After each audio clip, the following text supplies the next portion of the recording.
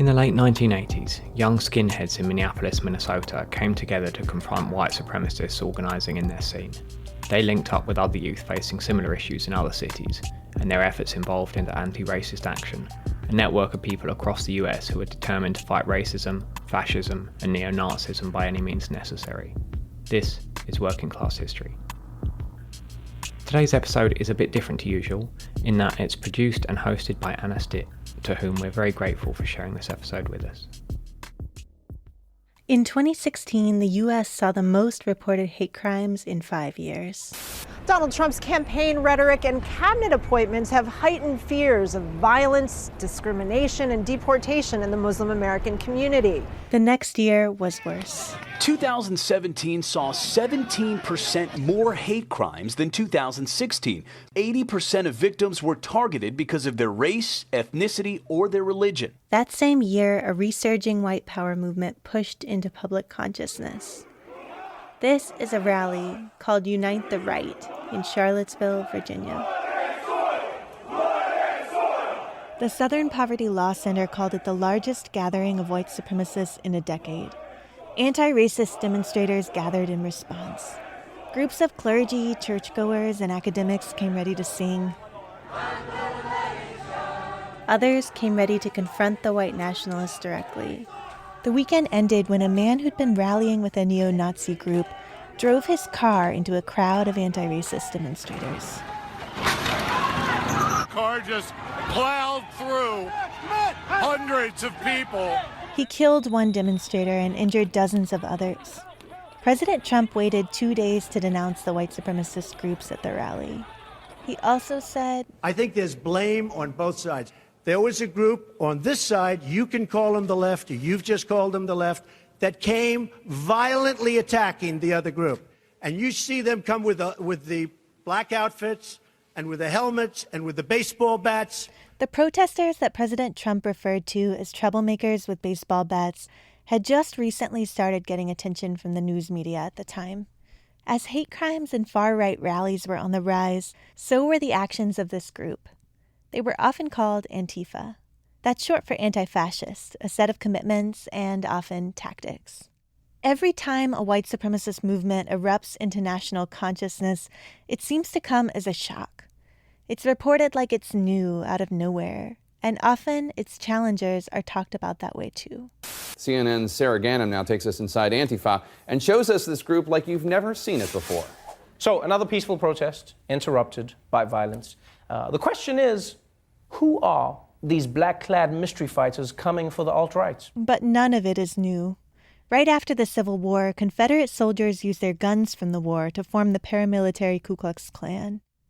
Multiracial militias fought back, but white pro-Confederates ultimately regained state power. Fights against white supremacist movements have taken many forms ever since. One of the most influential for how Antifa often looks today was a group called Anti-Racist Action. Some in the 1980s and 90s advocated ignoring the rising white power and associated movements, or just holding signs. Anti-Racist Action aimed to directly intervene, sometimes at a high price. This is a story of their rise. It's told through the eyes of 7 members of the Minneapolis chapter, where Anti-Racist Action got its start.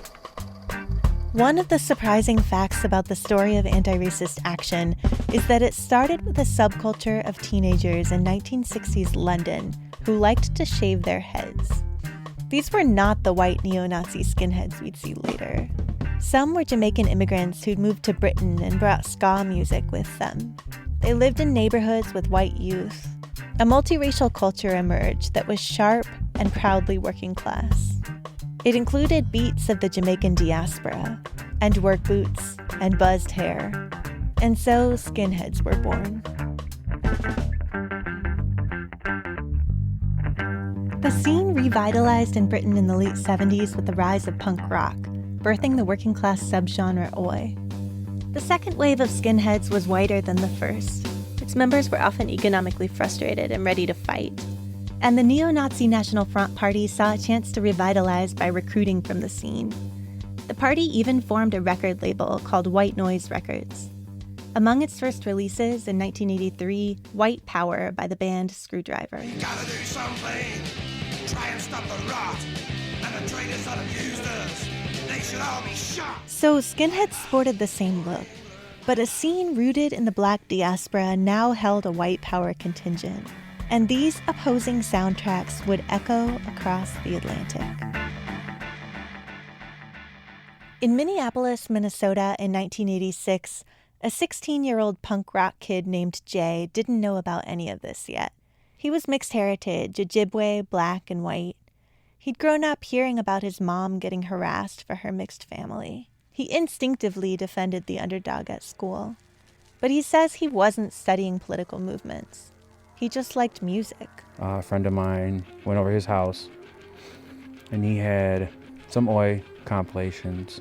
Jay liked what he heard. But above all, he liked the look of the teens on the record case. There are pictures on the back, and you see all these skinheads, and you're like, holy cow, because there's hundreds of them. Soon after that, Jay says he and some friends decided to adopt that look and form a skinhead crew.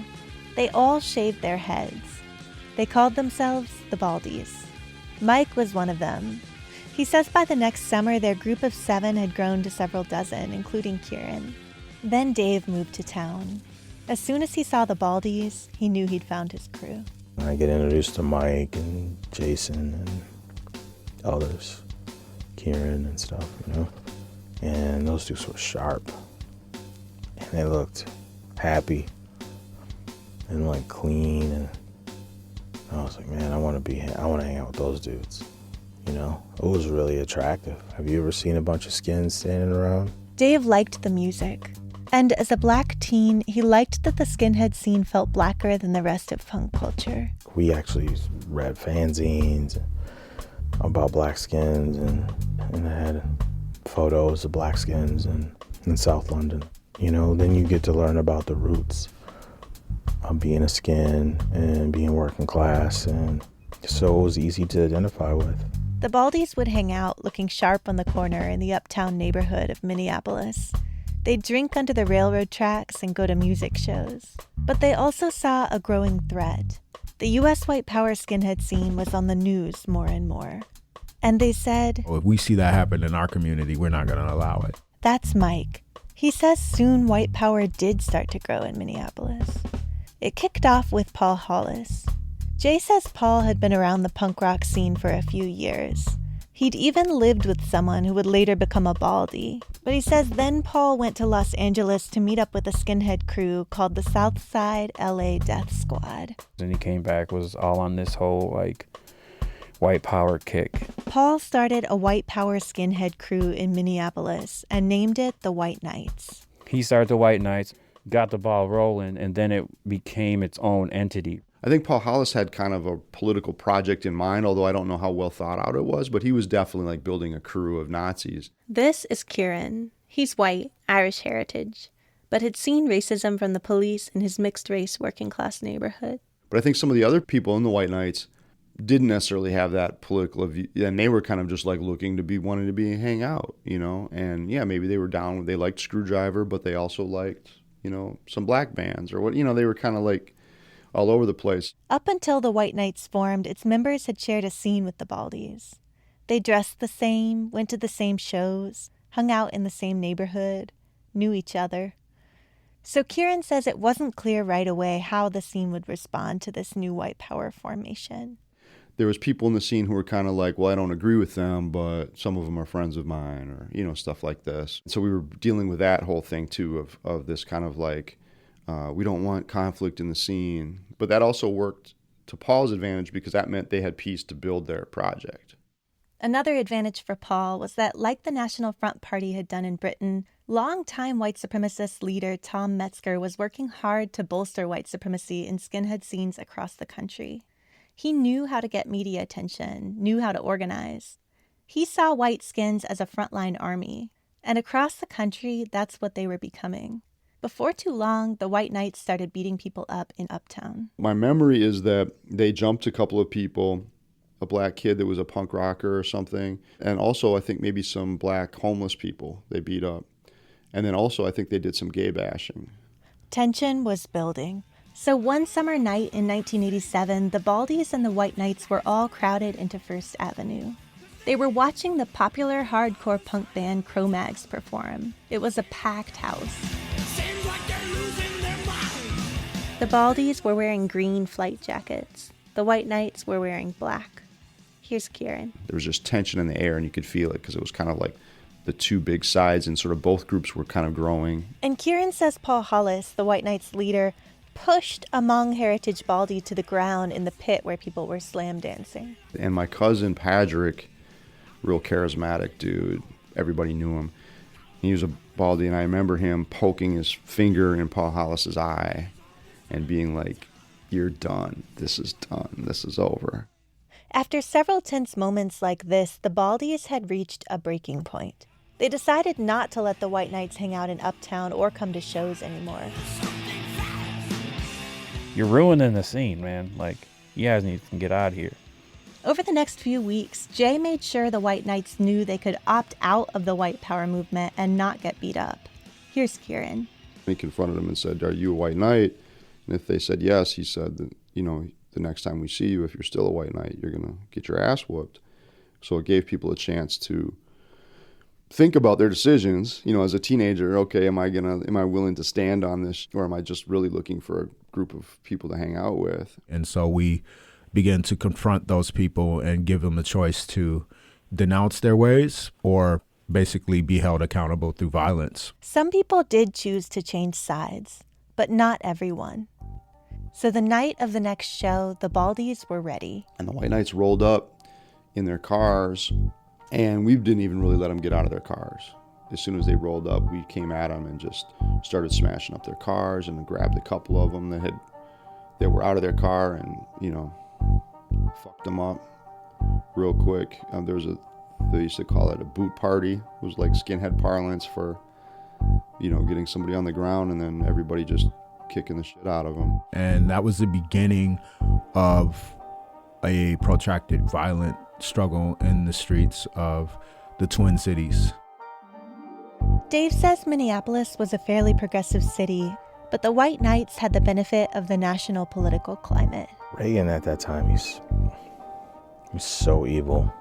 I mean, it's just, this country was just on its full swing to the right. By 1987, President Ronald Reagan had been elected twice. He'd been endorsed by the Ku Klux Klan each time. The second time, he'd waited 2 weeks to denounce the endorsement. The system was much like it is today. They had a president who didn't really acknowledge them as an issue. And you had politicians locally, like the police, who seemed to want to support them, whether openly or indirectly. It always seemed like the cops loved the Nazis. Do you remember any specifics? We're about to have this interaction with a bunch of neo-Nazis, and the police come and take all our baseball bats, and then they drive off. And then 2 minutes later, neo-Nazis show up with a bunch of bats. Jay says the police often singled out white members of the multiracial Baldies and tried to scare them into leaving the group. We're all on the corner. They rolled up and they always said, "No loitering." And there's 10 of us, 15 of us. He says the police grabbed one of the white Baldies and put him in the cop car. And he got out and was just looked like he seen a ghost. He was super freaked out, and he was saying that they had told him that they're the biggest gang in the city, and they called us nigger lovers, and Minneapolis PD can do whatever the fuck they want. The Baldies fought back hard against both the White Knights and the police. It may sound like a lot for a group of teens, but Jay says the Baldies' lack of traditional power was actually part of their strength. When you're a teenager and you ain't got a pot to piss in, and that's why we were such a threat, because we had nothing to lose. But David says it also wore them down. He didn't always have stable housing and struggled with substance use and felt the need to constantly look over his shoulder. He says coming into adulthood in constant fight mode was hard. You figuring out how to be a teenager into an adult. Well, there's drugs, while there's relationships, filthy police chasing after you all the time. And then these Nazis walking around, you know what I mean? How do you deal with all that? I felt like some of those times were some of the darkest times in my life. I mean, there was like a lot of blood, and there was a lot of hate and a lot of like self-hate. We were planning to be martyred, and I don't even think we knew what that meant at that time, you know. My friend Mike Crenshaw, I remember he was the first person I heard talk about how we all had PTSD. That's the Mike we've been hearing from. And I kind of laughed at the time because, you know, I thought about Vietnam veterans with PTSD and stuff, but I mean, it's got to be true. By the end of summer 1987, the White Knights had disbanded.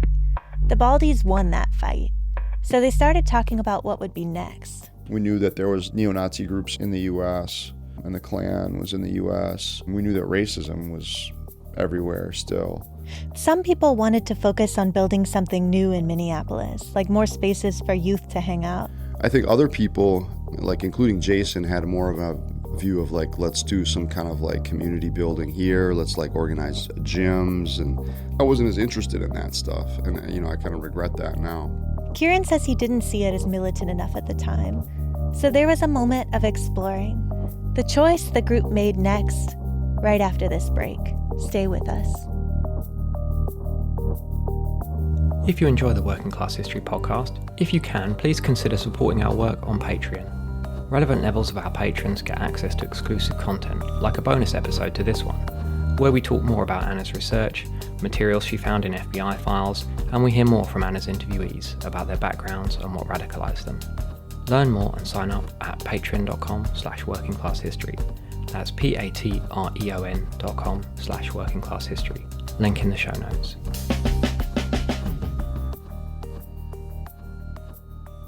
It was December 1987. Kieran says about 15 Baldies and others in their crew met at a pizza place in uptown Minneapolis. They decided to stay focused on directly confronting racism, and they wanted to form a new group to try to include people beyond the skinhead scene. You know, we just kind of talked out why we needed the group like that would be separate from the Baldies, and people kind of talked about their ideas of it. And then we talked about the names, what name to give it. Definitely I knew about anti-fascist action from reading about the stuff in Britain. Anti-fascist action had formed in the UK 2 years before as a militant response to white power organizing there. Actually, at the time, fascism wasn't something that like kids talked about as much, that term. So racism seemed more something people understood. So the Minneapolis crew decided to call their new group Anti-Racist Action. Here's Mike. If you're a kid on the street, you see a lot. And so we knew that the Nazi skinheads were one group of isolated people that had antisocial ideology. So we wanted to build first allegiance with skater kids that we hung out with punk rockers that we hung out with. We also were aware of the ethnic gangs that we shared space with in the metropolitan area and some of the organizations that they had. And so we wanted to reach out to them because, you know, we understood that ideologically, people who are Native American, Black, Latinx, Asian American, we knew that they would be at least objectively opposed to neo-Nazis and racism. So Anti-Racist Action was aiming to build, but so were the neo-Nazis. When the white power scene got pushed out of Minneapolis, it reorganized across the river in St. Paul. The next year, the Star Tribune newspaper interviewed Paul Hollis, who'd founded the now-defunct White Knights. He was calling for a white separate state. And Minnesota white power skins went to an Aryan Fest gathering that Tom Metzger, the national white power organizer, hosted in Oklahoma.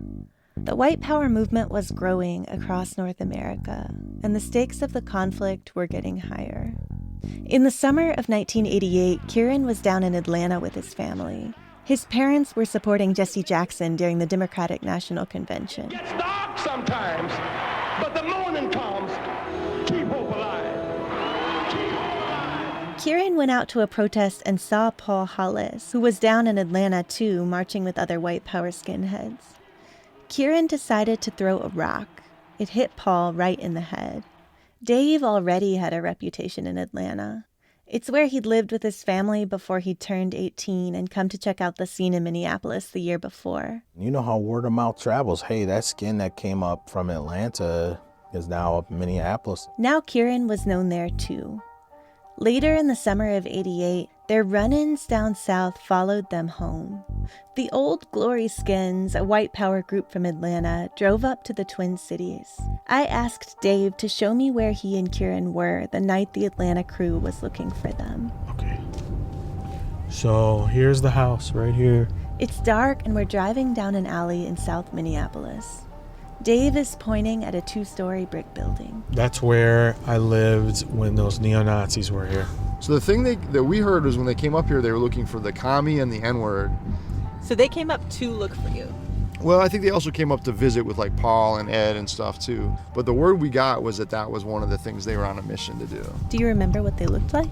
Like white dudes in a pickup truck, like every psychotic Klan story you ever heard of, you know? The image I have in my head is these 2 pickup trucks full of tattoos. Kieran and Dave say most of the rest of their crew was out of town. They were touring out east with a band, building relationships with skinheads and other youth at shows along the way. Kieran and Dave knew they were outnumbered that night, so they made Molotov cocktails, homemade explosives, and they climbed up onto the roof of Dave's apartment. You see how that wall is up that way? We scaled that wall. Then we could look over the street down here. So you're on the roof. And the Nazis were in pickup trucks on Lake Street making right-handed turns. They obviously knew where we lived. They didn't know the address. They never made a left turn. I mean, had they made a left turn, they could have probably come down the alley where I lived. That was terrifying. Terrifying, I say that because it was just me and him. How could he and I fight like 30 dudes? Had they made a left, they might have got firebombed. I'm pretty sure they would have got firebombed had they made a left. The Old Glory Skins never found Dave's apartment, and there was no fire that night. But ARA was in deep. That summer was hot, man. You know, the police were after us all the time. The Nazis were around all the time. We were just in the middle of the fight. You know, we were fighting with everybody, to be honest with you. If you weren't in our crew, pretty much we were fighting with you all the time. It wasn't just targeted against white supremacists, is what you're saying? And they were a part of the war, or whatever you want to call it. He says they got alienated from the rest of punk culture. If you didn't believe it, if you weren't with us to get rid of them, then you were against us. Why weren't they with you? You know, and collectively can't describe what everyone in that scene was thinking. But I could just tell you that some of the feedback I got from friends that they just didn't feel like they wanted to be around all the violence. And it was a really violent time. And, you know, when I look back on it from where I sit now, it's embarrassing. But back then I was pissed off because I felt like they didn't do enough. Now I see that maybe they just didn't want to be involved in that way, you know? And everybody has freedom of choice, but when you're a 19-year-old kid and you're in the middle of what we were going through, you want people who are like-minded to be there to help. Because in a lot of punk scenes, the Nazis are enabled to do what they do because they have those relationships with white punk rockers. He could see how white power skinheads were empowered by those he calls fence riders, white people who chose not to take a stand. And so, as exhausting as it had become, he couldn't stop fighting, especially since hate crimes kept happening. White power skinheads killed at least 28 people between 1987 and 93, and harassed and attacked many more across the U.S., including in Minneapolis. Here's one Minnesota Public Radio report from 1989. On May 3rd, a 14-year-old boy was beaten by a skinhead who is said to have hurled racial epithets as he attacked his victim. Group representative Kevin Whiteley says the community is angry that there have been no arrests in the incident. We've received a number of conflicting reports from the police and a number of very inappropriate remarks. They know where they lived. They know where they live right now. They continue to remain in our neighborhood. There have been a number of assaults recently which have been described as racially motivated attacks. Anti-racist action aimed to reach beyond the skinhead scene, but in 1989 they were still embedded in it. And skinheads in other Midwestern cities were facing similar battles over racist violence. So a network of anti-racist youth was growing. And in January 1989, Minneapolis hosted a gathering. Here's Mike. We invited anti-racist skinhead crews from many different cities throughout the Midwest, from Lawrence, Kansas, from Milwaukee, from Indianapolis, from Chicago, from Madison, Wisconsin. And they came to the Twin Cities, and there were close to 100 skinheads. The skinheads spent Martin Luther King Jr. Day weekend talking strategy. And they marched through Minneapolis, spray painting over swastikas and other racist graffiti. They let a local Channel 5 news reporter follow along. You know the skinheads who were marching with the KKK yesterday in Tennessee? Well, in the Twin Cities, the skinheads say they're different. In fact, just the opposite. The few blacks in the crowd, like Keith Ellison, said they think these local skinheads uphold the ideals of Martin Luther King just fine. That's the same Keith Ellison who would go on to be a Democratic Party heavyweight. He was in law school at the time at the University of Minnesota. Here he is talking to the reporter at the march. There are whites out there who feel that racism is evil and are willing to fight and even risk arrest to help. That means commitment to me, and it brings hope to this whole movement. The reporter notes that the march that day was mostly white. David says having white people in the group made the work easier. We could disappear into like some of the other white worlds that we had because of our white friends and, you know, go to their houses and their communities, and then the police, they're not even looking there. But the scene's whiteness wore on Mike over time. In the hardcore punk scene that gave birth to ARA and the Baldies, I had to come to terms with the fact that it was a predominantly white subculture, in that as I grew more into my racial identity intentionally, I needed to be in spaces that weren't predominantly white. To the extent that there were people of color in ARA and in the skinhead scene, the anti-racist skinhead scene, we were still enough of a minority that after a while, it didn't really feel like home anymore. Soon, Mike moved to Portland, Oregon. Dave and Jay had partners and babies and had to spend more time parenting and earning money. But the rise of the network they helped start was just beginning. Katrina is 6 years younger than her brother Kieran, so she grew up with the Baldies and Anti-Racist Action members around. I really looked up to my big brother. He was a caretaker for me a lot, and he was a teacher for me a lot. She says the violence scared her as a kid. Being scared for him, scared for my brother, of that he was going to get beat up, or that he was going to get arrested, or that he was going to get hurt by the police, which all of those things did happen, so they were valid fears. Katrina started organizing as a young teen. The summer after her junior year of high school in 1993, she went to Portland, Oregon to help with a campaign to defeat an anti-LGBTQ ballot initiative. There was a huge Nazi skinhead presence there. She says she got harassed for wearing her brother Kieran's flight jacket with an anti-racist action button on it. A bunch of Nazis just came up and surrounded me and ripped the button off my jacket, and one of them pushed me down, and they're calling me an ARA bitch and saying they were going to kill me, and it was, broad daylight. That summer, she learned to pay attention to what she was wearing, to have a plan for getting home at night, to be ready to fight. Even in her 40s now, she still practices what she learned in Portland more than 25 years ago. I actually almost always wear boots and almost never wear sandals because you can't run in sandals and you're just really vulnerable. When Katrina got back to Minneapolis, she was ready to join anti-racist action.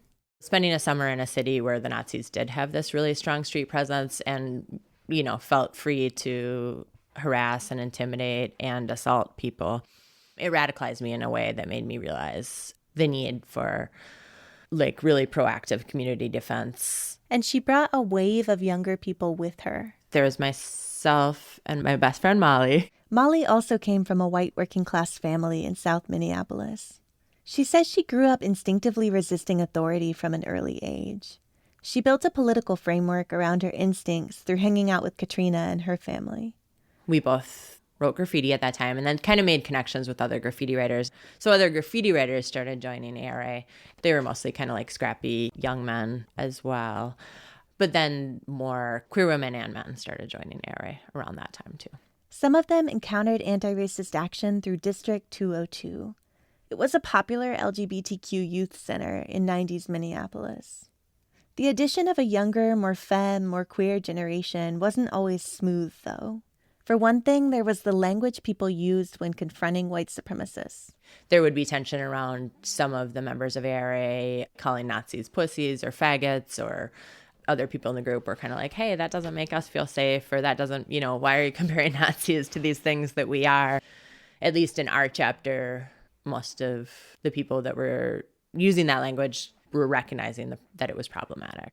The new generation hung on, and anti-racist action re-energized. They carried on ARA's confrontational approach in response to the threats at hand. But the group decided the threats in Minneapolis were shifting. By the mid-1990s, the tough-on-crime era was in full swing.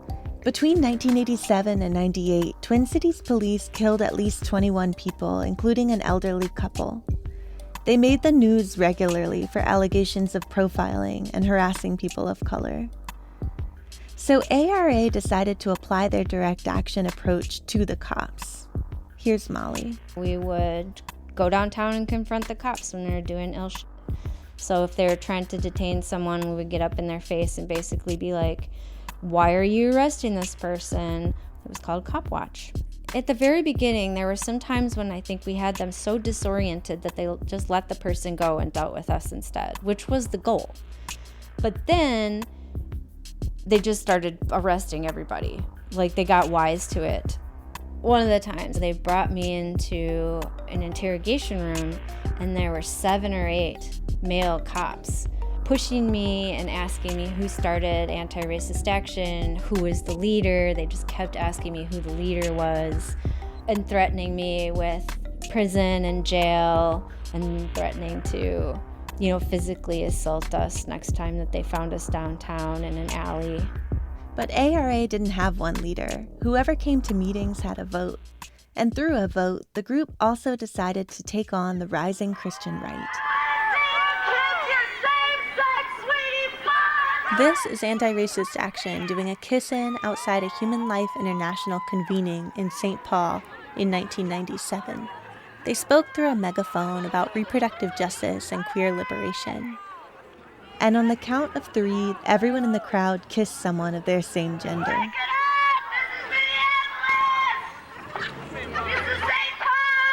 The Christian right co-evolved with the white power movement through the 80s and 90s. Some groups were separate, others overlapped in goals and membership.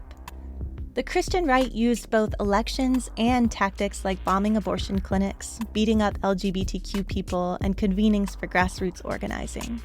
By the mid-90s, ARA was a thriving international network, and Minneapolis wanted to add reproductive justice and fighting homophobia to the network's list of shared principles. There was definitely some tensions at the national conference. There were some chapters that felt that we needed to focus on Nazis and just keep focusing on Nazis. That definitely was like a discussion.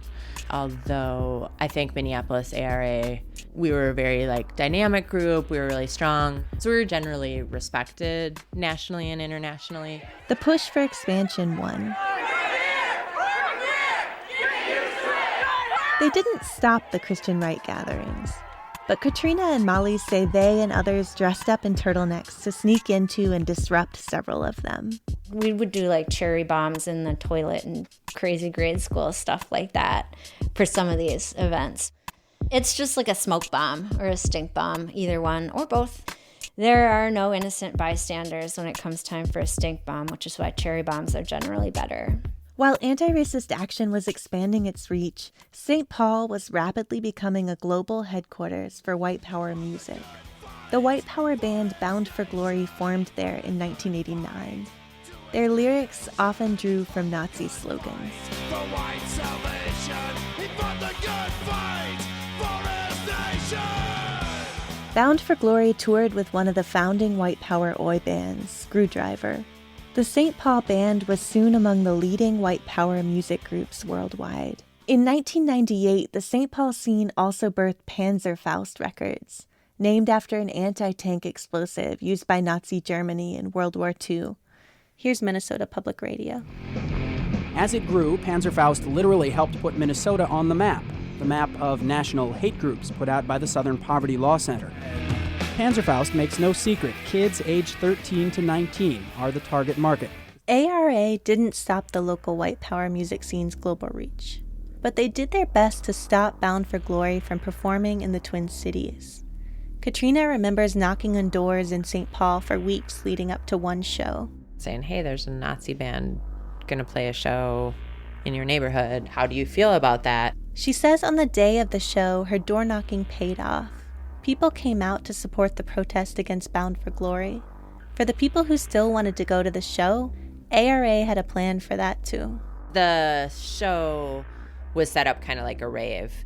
So you had to go to this park to get tickets first, and so we had some people playing baseball there. So when Bound for Glory fans showed up to get tickets, they got scared off by a bunch of people with baseball bats. A local paper reported 300 people helped shut down the show before it started. But white power was not just in cities. ARA's push to challenge small-town Ku Klux Klan recruitment when we come back. Stay with us. Just a quick reminder that we have an exclusive bonus episode on anti-racist action where we hear more from participants, available for our Patreon supporters. Learn more at patreon.com/workingclasshistory. Link in the show notes. As anti-racist action and the movements it challenged both grew, more people in small towns started reaching out. An ARA member, Sean, kept 2 letters the Minneapolis chapter got in 1997 from Duluth and Faribault. Here are 2 excerpts. I was in Minneapolis and saw Queers Fight Back, the big and small stickers. Right now we're in a big mess with a minister coming to the city to preach homophobia and hate, and I was wondering if you could send me a bunch of them. Recently, my daughter's boyfriend got involved with the Aryan nations. The racist attitude of his is rubbing off on my daughter. He talks about buying her a wedding dress, white, with a hood. I feel I need to do something to stop this injustice. I'd like to get information that I can use to defend my beliefs. I'd like papers, stickers, anything else you have. ARA went on the road to smaller towns, too, following a series of Ku Klux Klan rallies across Wisconsin. The chapters tried to out-organize by beating the Klan to town and building local relationships. Then they do their best to disrupt the rally. Katrina and Rocky both remember one trip to a town in Wisconsin. Rocky and his best friend Sean met and got into ARA through District 202, the LGBTQ Youth Center. Rocky mostly grew up in group homes in the suburban Twin Cities, where he says he was often the only Black person around. He says he quickly learned that the system did not have his back. When he encountered ARA in the mid-1990s, it resonated. On the day of this action, Rocky says they'd planned to meet a couple other anti-racist action chapters at McDonald's ahead of time, but the action had already started. Rocky's in prison now for reasons unrelated to ARA, so you may have to lean in to listen to his voice through the scratchy phone line. I remember we walked into McDonald's, and as soon as we walked in, we looked to our right, and there's all these Klan members sitting there, and there's us. Literally the Grand Dragon of the Ku Klux Klan and probably his wife and whoever else were all eating in McDonald's. We walked in, we looked to our right, and you could just see, like, we were like, oh, and they were like, oh. So we're like, well, here we go. So it was like our chapter plus a few other chapters had all decided to meet at this particular McDonald's. We just walked right up to him, and I actually, he was wearing just kind of like a camouflage baseball hat or something, and I just hit it so it flew off his head, and then Rocky just got on his face and started saying really mean insults. And Rocky was a Black gay man too, so to have this Black gay man just yelling this string of insults at him really fast, he didn't know what to do. Literally. It culminated in the management at McDonald's making them leave, allowing us to stay and making the Klan leave. And then later that day, too, we were kind of in the midst of a scuffle, and a Nazi was actually about to hit me, and Rocky jumped in front of me. I stepped in between them, and as soon as he saw me, he just, whatever plan he had, he just stopped. He just decided it was not a good idea. And then the Nazi or Klan supporter or whatever he was just kind of froze and got scared. Are you a big person? No, I'm not at all. Not even. I'm only 5'10", and I was probably 160 in. I don't know what it was that made him stop, but he looked at me, I looked at him, and he turned around and hauled ass.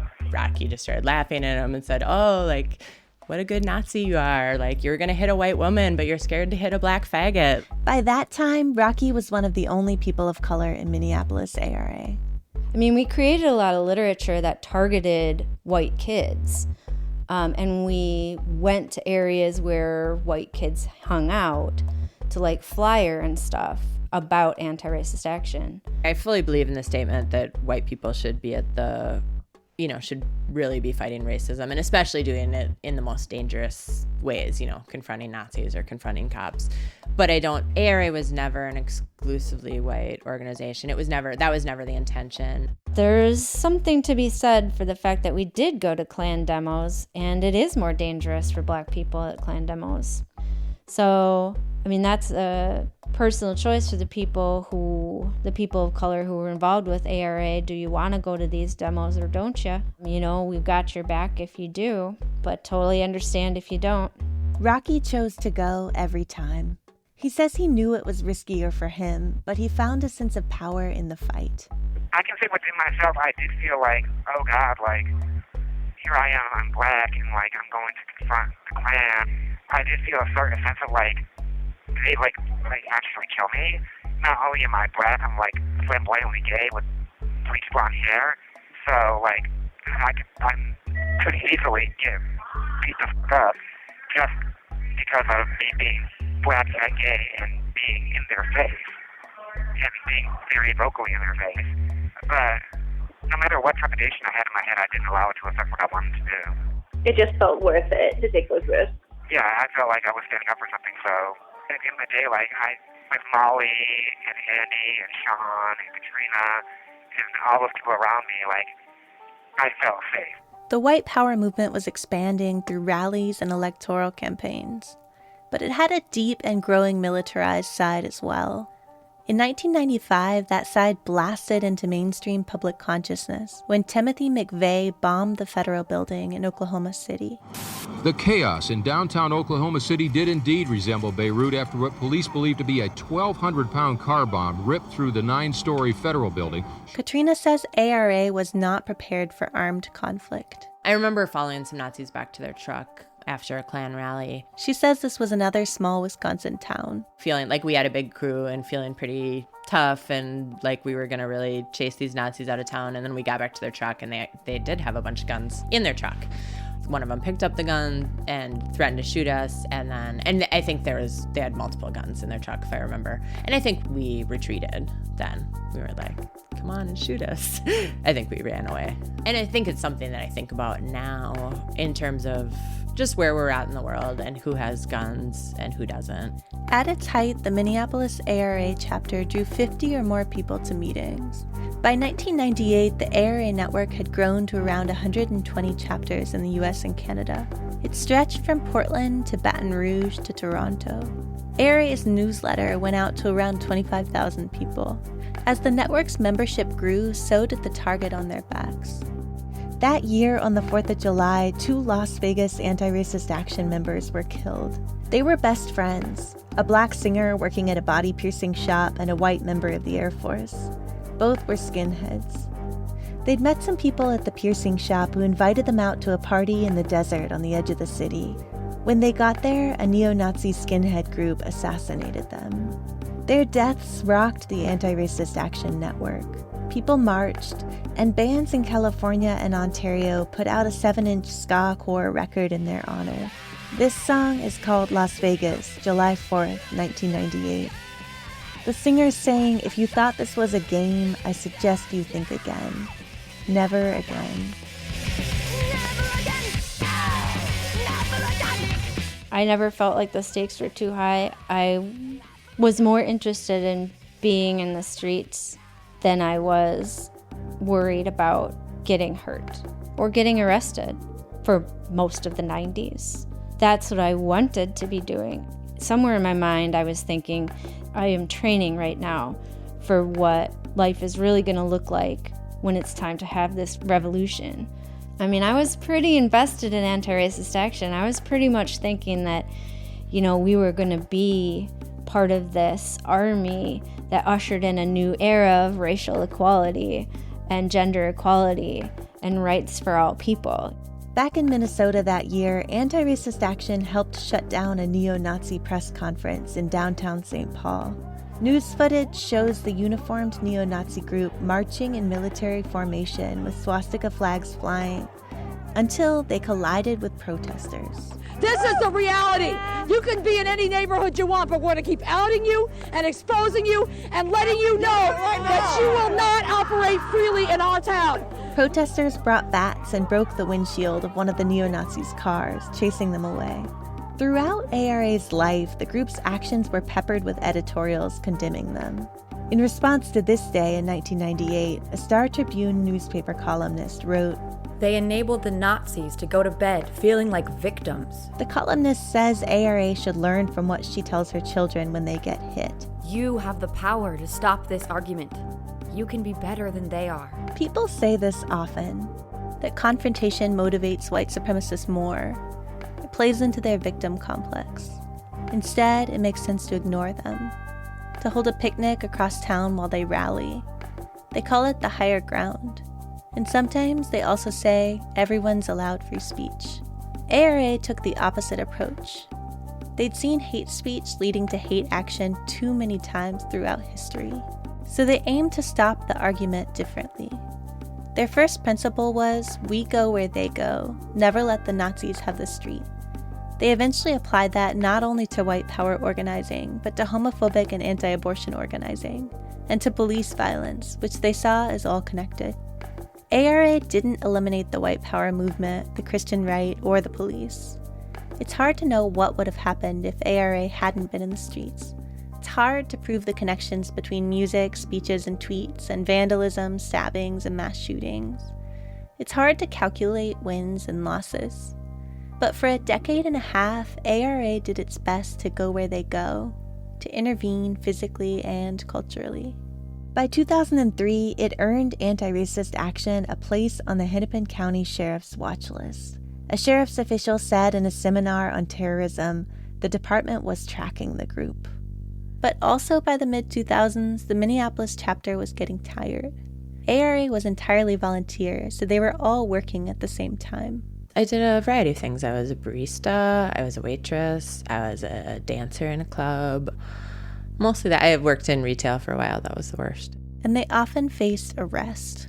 As you get older, like, doing social justice work where you don't get arrested or punched becomes a lot more attractive. Particularly when if you do get arrested one more time, you go away for a long time. Molly says in the 1990s, a few skilled attorneys always volunteered to represent ARA members in court. But those people moved on, and the last time that I was before a judge, it probably wasn't looking real great for me. So I'd prefer, we all sell out in some way. So that's my way. Like, I don't want to go to prison. Rocky says he also got tired of being tear-gassed so much. And anti-racist action circles in several cities went through messy processes dealing with incidents of sexual assault. You realize that stuff in here looks just like it looks on the outside. Like, why would we spend all this time on this anyway? People are still getting raped in here. ARA always was a youth movement. That's who built it. That's who carried it as far as it went. And that's who ended up wrecking it. But, I mean, it did some awesome things. By the late 2000s, most ARA chapters weren't active anymore. But Molly says ARA had made its mark. There were white nationalist organizations and white supremacist organizations that didn't feel comfortable organizing here in Minneapolis, St. Paul. And it wasn't legal means that stopped white supremacists from organizing. It was the Baldies. And it wasn't legal means that made organizing racist rallies or anti-choice rallies here unfavorable for the people who would want to do it. It was us. It was anti-racist action that made it uncomfortable for them to be here. I won't discount the value of policy measures in access to reproductive rights, but it's a multi-pronged approach. You need direct action, and anti-racist action provided that. And Katrina believes ARA had some influence on younger generations, too. The graffiti and like the hip hop and to some extent the punk rock scene in Minneapolis, like I think that we did make it the idea of being anti-oppression and anti-sexist and anti-homophobic and anti-racist became what most people wanted to claim. Like Minneapolis is a really progressive city, and a lot of our art and music that comes out of here definitely has a political edge. And I think maybe ARA contributed to that a little bit, but it's hard to tell. I think that's like a bigger part of Minneapolis as well. Across the US and Canada, many former ARA members stayed engaged, forming a network of people with experience. Younger crews also adopted the street tactics. You see them come with the black outfits and with the helmets and with the baseball bats. Back in Charlottesville in 2017, something rare happened. Nonviolent clergy, academics, and others often critical of Antifa's approach came forward to say the police did not intervene that day. They said the people who came ready to fight saved their lives. Here's Dr. Cornel West on Democracy Now! We would have been crushed like cockroaches if it were not for the anarchists and the anti-fascists who approached over 350 anti-fascists. We just had 20, and we singing This Little Light of Mine. So that Antifa meaning anti-fascist. The anti-fascists, and the crucial role, the anarchists, because they saved our lives, actually. We would have been completely crushed, and I'll never forget that. The early anti-racist action members are mostly all in their 40s and early 50s now. You can find them working at a call center, in sanitation, in construction. Where Rocky's in prison, he says a lot of the guys think they're tough, but he secretly knows he's taken so much more risk than they ever will. Katrina paints community murals. Mike writes about climate crisis and the lyrics of the hip-hop he now performs around the world. Mike says he doesn't regret his time in anti-racist action. The bottom line is that growing up in this country, if your skin is black, you're not safe. So I've always been scared.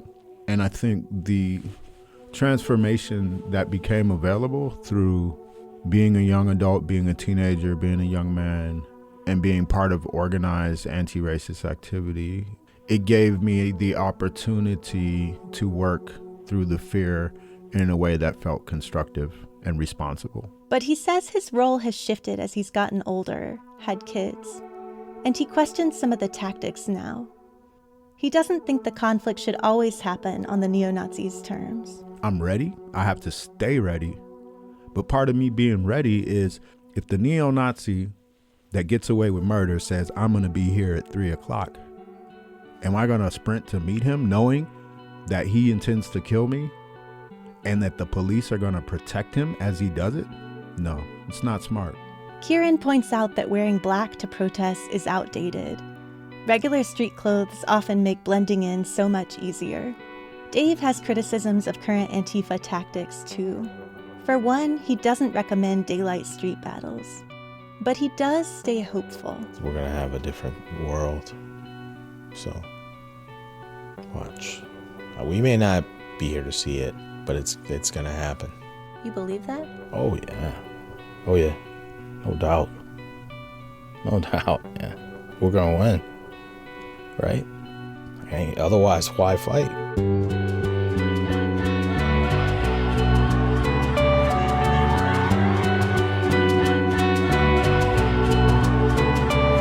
Fighting Back, The Rise of Anti-Racist Action in Minneapolis was produced by me, Anna Stitt. Original music was composed by Alexis Lexa Moore Adamora. Thank you to Jay, Mike, Kieran, Dave, Katrina, Molly, Sean, and Rocky for entrusting me with memories and materials and taking time to share them. I referenced interviewees by first name only in this documentary at several people's requests for their safety. Thank you to my editors at KFAI, Melissa Olson and Ryan Dawes. Thank you also to Rob McKinley-Myers, Nancy Rosenbaum, Stephanie B., Acadia Rower, Elizabeth Bryant, Bonnie Stitt, Fernando Garcia, Jane Stitt, Ann Myers-Welsh, Miguel Palacios, Sophia Hansen-Day, Natalie Goodwin, Sam Wagner, Corey Choi, and Jeff Town. And thank you so much for listening. Fighting Back is a production of Mini Culture and is made possible by the Minnesota Arts and Cultural Heritage Fund. Anna Stitt is a fiscal year 2020 recipient of an Artist Initiative grant from the Minnesota State Arts Board.